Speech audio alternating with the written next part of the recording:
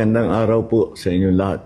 Muli po ako magre-report sa inyo tungkol sa mga iba't ibang development doon sa mga flood control project na kaso at para malaman po ng ating minamahal na taong bayan kung ano na ang naging progreso. Ito na po sa mga individual na may warrant of arrest sa Sandigan Bayan kaugnay sa mga flood control anomalya ang nasa kustodya na ng ating mga otoridad.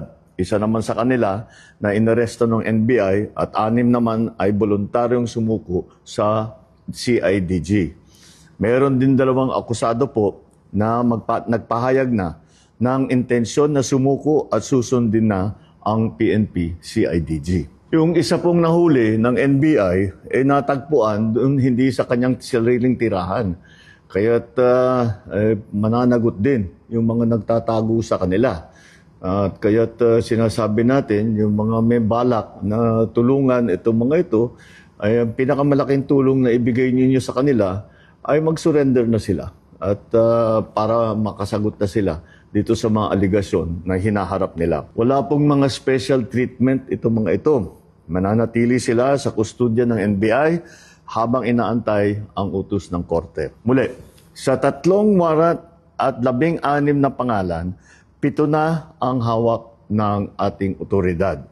2 susuko na.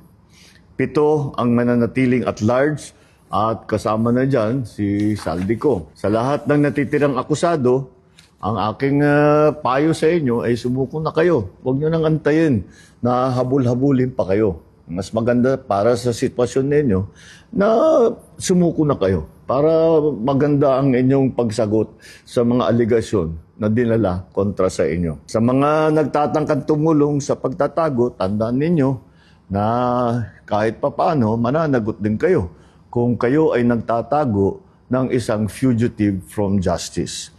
Tuloy-tuloy po ito. Hindi kami titigil, hindi kami hihinto. Maraming salamat po. Magandang araw.